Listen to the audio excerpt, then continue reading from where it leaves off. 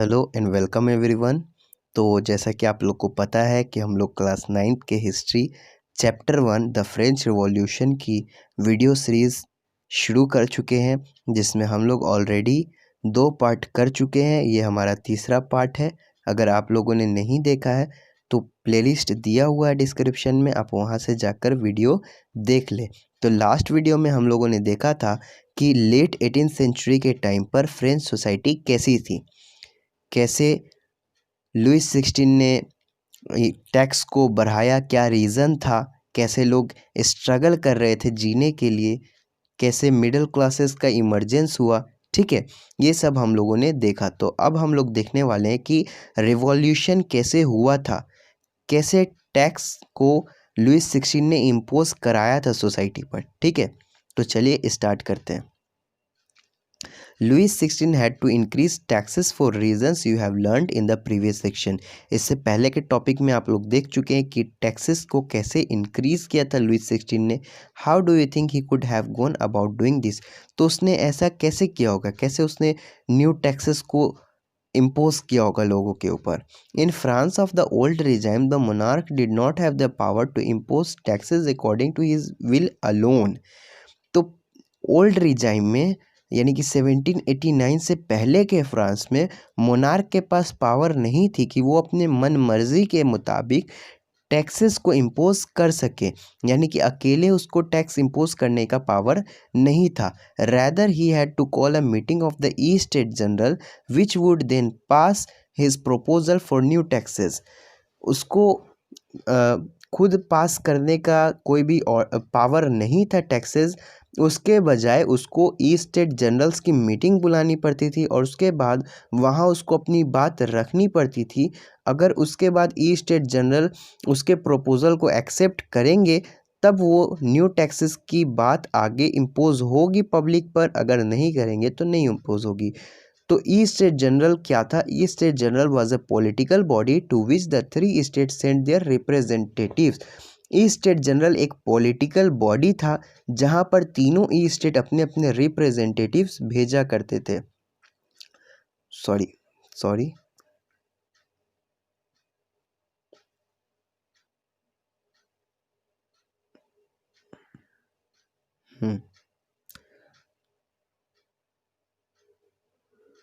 However, the monarch alone could decide when to call a meeting of this body। भले उसके पास अकेले कोई भी ऑर्डर पास करने की पावर नहीं थी मोनार्क के पास, लेकिन मीटिंग कब बुलाना है ये उसके पास पूरी पावर थी। ठीक है, तो last time it was done was in 1614। तो लास्ट टाइम मीटिंग उसने 1614 में बुलाया गया था फ्रांस में। On 5 May 1789, Louis XVI called together an assembly of the E State General to pass proposals for new taxes। और 1614 के बाद असेंबली 1789 में लगी 5 मई को, जिसमें लुइस 16 ने ई स्टेट जनरल की असेंबली बुलाई न्यू टैक्सेस को पास कराने के लिए। और splendid hall in Versailles was prepare to host the delegates. और इस मीटिंग को होस्ट करने के लिए, इस मीटिंग को जो लोकेशन थी इस मीटिंग की वो थी वर्सलीज, जो कि काफ़ी बड़ा और शानदार हॉल था। The first and second estate sent 300 representative each. तो फर्स्ट और सेकेंड ई स्टेट से 300 रिप्रेजेंटेटिव्स मिलाकर आए थे, who were seated in rows facing each other on 2 side, जो कि आमने सामने बैठे हुए थे एक दूसरे के तरफ चेहरा करके। while the 600 members of the third E state had to stand at the back। और 600 जो मेंबर थे थर्ड ई स्टेट के वो इन 300 के पीछे खड़े हुए थे। The third E state was representative by its more prosperous and educated member। तो थर्ड ई स्टेट में जो रिप्रेजेंटेटिव आए थे वो रिच मिडिल क्लास के लोग आए थे, यानी कि एजुकेटेड और प्रोस्पेरस लोग। Members artisans and women were denied entry to the assembly. Peasants को, आर्टिसेंस को और वुमन को असेंबली में जाने का अलाउ नहीं था, उन लोगों को परमिशन नहीं था। लेकिन हालांकि however their grievances and demands were listed in some 40,000 letters which the representatives had brought with them। हालांकि उनकी जो भी परेशानी थी, पीजेंट्स, आर्टिसेंट्स और वुमेन की जो भी परेशानी थी, जो भी डिमांड थे, उसको एक लेटर में लिखा गया। लगभग 40,000 लेटर्स में लिखा गया और लिख कर उनको उनके जो रिप्रेजेंटेटिव थे यानी कि एडुकेटेड मेंबर और जो थे थर्ड स्टेट के, उनको दे दिया गया, जो कि फिर असेंबली में इस लेटर्स को लेकर गए और इनकी जो ग्रीवेंसेस और डिमांड्स थी पीजेंट, आर्टिसेंट और वुमेन की, उसको आगे रखा। ठीक है। Voting in the estate general in the past had been conducted according to the principle that each ई वन वोट। तो पहले क्या होता था कि जो ई स्टेट जनरल में जो वोटिंग होती थी, इस पॉलिटिकल बॉडी में जो वोटिंग होती थी, वो कुछ इस प्रकार थी कि हर एक ई स्टेट को एक वोट का राइट था। This time too Louis 16 was determined to continue the same practice. और इस टाइम भी लुइस 16 चाहता था कि वही प्रैक्टिस फिर से अपनाई जाए, हर एक स्टेट को एक वोट दिया जाए। इससे क्या होगा कि देखो, हर एक स्टेट के पास एक वोट हो गया, ठीक है। और फर्स्ट और सेकंड के जो ई स्टेट के जो मेंबर थे, ठीक है, फर्स्ट और सेकंड ई स्टेट के जो मेंबर थे, ये दोनों टैक्स इम्पोज करने के फेवर में थे। तो इन दोनों का 2 वोट इसको मिल जाएगा। बाकी बचा थर्ड स्टेट, उसका 1 वोट है।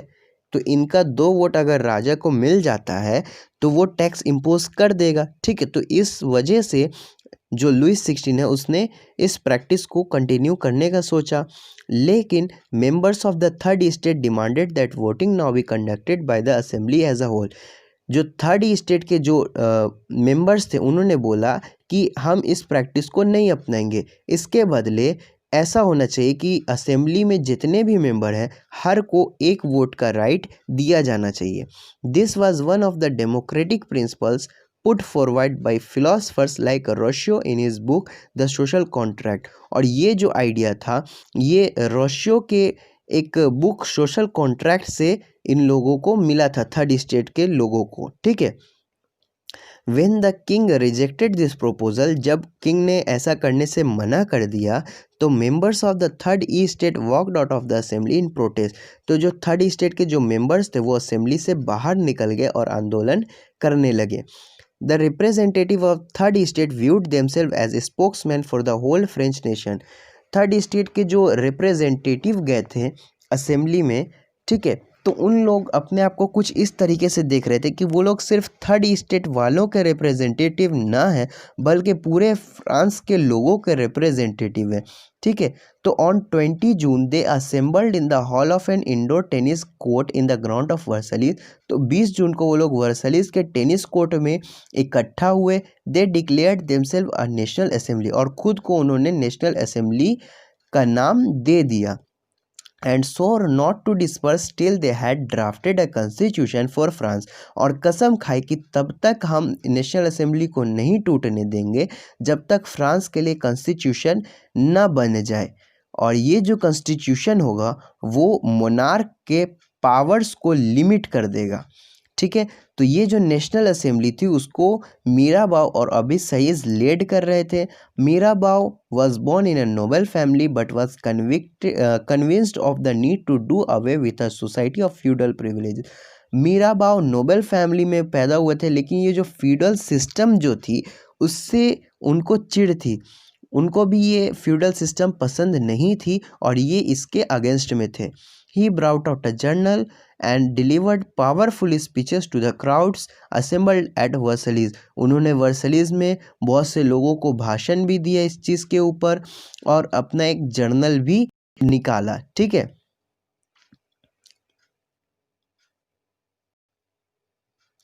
Abysses, originally a priest, wrote an influential pamphlet, What is the Third State? Abysses एक साधु थे जिन्होंने एक पैम्फलेट बनाया था जिसका नाम था What is the Third State? Third state क्या है? While the National Assembly was busy at Versailles drafting a constitution, the rest of France seethed with turmoil। जब वर्सलीज में नेशनल असेंबली कॉन्स्टिट्यूशन बनाने में बिजी थी, तो पूरे फ्रांस में कंडीशन काफ़ी ज़्यादा ख़राब हो गई थी। सिचुएशन बद से बदतर हो गया था। A severe winter had meant a bad harvest. सर्दी पड़ने की वजह से हार्वेस्ट ख़राब हो गई थी, फसल ख़राब हो गई थी और द प्राइस ऑफ ब्रेड रोज़, और जो ब्रेड की प्राइस जो थी वो काफ़ी ज़्यादा बढ़ गई थी। इस बात का फ़ायदा बेकर्स लोग उठाते थे और सप्लाईज को ये लोग बंद कर देते थे।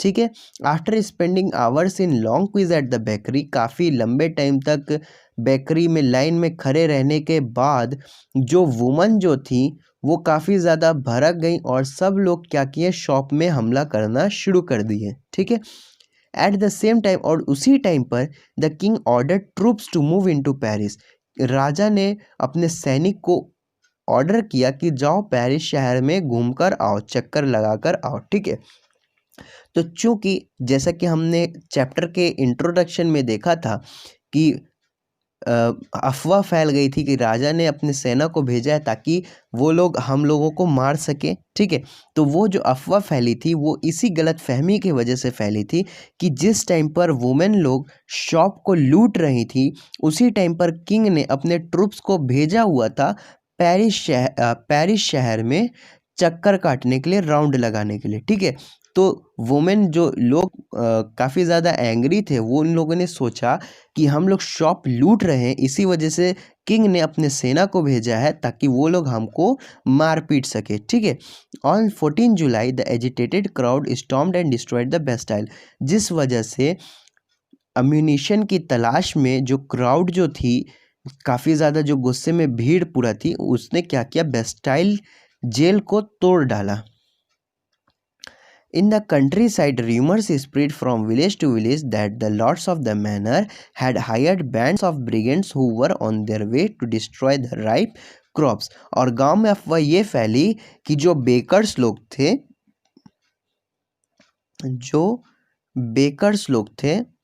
ठीक है, वो लोग क्या करने वाले हैं, वो लोग अपने ब्रिगेड्स को, अपने आदमियों को भेजकर जो फसल पकने पर है, यानी कि राइप क्रॉप्स जो है पकने पर फसल है, उसको क्या करने वाले हैं, डिस्ट्रॉय करवाने वाले हैं। ठीक है, क्या करवाने वाले हैं, destroy.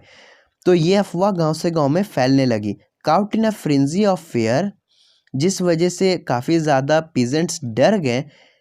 And peasants in several district seize hoes, और उन्होंने क्या किया, होज उठा लिया, पिच फॉक्स उठा लिया, और जो कैसल था, जो किला था, जो नोबेल लोग जहाँ रहते थे, उस पर उन्होंने हमला कर दिया, अटैक कर दिया। ठीक है, दे लूटेड होडन ग्रेन, उन्होंने गोदाम लूट लिया उन्होंने। And burn down documents containing records of manorial dues, और जिस डॉक्यूमेंट में मैन्योरियल ड्यूज के जो रिकॉर्ड्स थे उसको भी उन्होंने जला दिया। A large number of nobles fled from their homes, बहुत सारे नोबल्स अपना घर छोड़कर भाग गए। Many of them migrating to neighbouring countries, और बहुत सारे जो पड़ोसी देश थे वहाँ वो लोग शिफ्ट कर गए। Faced with the power of his revolting subject, जो नेशनल असेंबली थी उसकी इस पावर को देखते हुए लुइस 16 ने फाइनली नेशनल असेंबली को मान्यता दे दी, रिकॉग्निशन दे दी, and accepted the principle that his power would from now on be checked by a constitution, और ये भी एक्सेप्ट किया कि कॉन्स्टिट्यूशन आना चाहिए, यानी कि उन्होंने कॉन्स्टिट्यूशन को भी अलाउ कर दिया और नेशनल असेंबली को भी लीगल कर दिया। ठीक है, on the night of 4 August 1789 the assembly passed a decree abolishing the feudal system of obligation and taxes.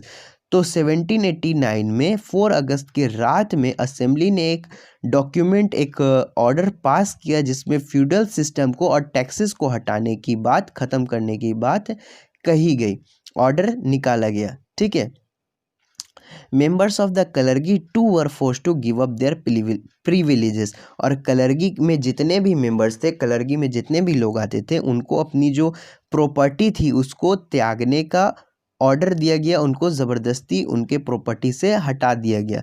टीथेस were abolished, church जो टैक्स लगाता था उसको ख़त्म किया गया। And lands owned by the church were confiscated, और चर्च के अंदर जितनी भी चर्च ने अपने अंदर लैंड रखी हुई थी, यानी कि जितनी भी लैंड पर कब्जा किया हुआ था चर्च ने, उसको भी नेशनल असेंबली ने अपने कब्जे में ले लिया, यानी कि गवर्नमेंट के अंडर उसको ले लिया।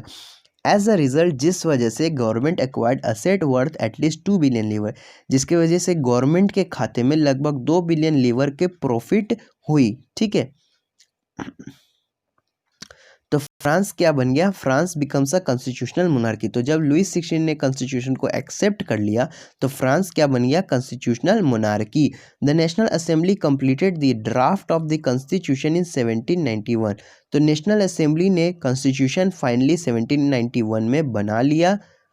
देखो पावर में कब आया, जो नेशनल असेंबली था पावर में आया 1789 में, और कॉन्स्टिट्यूशन फाइनली उसके 2 साल बाद 1791 में बनकर तैयार हो गया। इसका जो मेन ऑब्जेक्टिव था वो मोनार्क के पावर को लिमिट करना था। This power, instead of being concentrated in the hands of one person, were now separated and assigned to different institutions, the legislative, executive and judiciary। जो पावर पहले सिर्फ एक पर्सन के हाथ में था यानी कि किंग के हाथ में था, अब उसको बांट दिया गया लेजिस्लेचर, एग्जीक्यूटिव और जुडिशरी के बीच। This made France a constitutional monarchy, और इस तरह फ्रांस कॉन्स्टिट्यूशनल मोनार्की बन गया।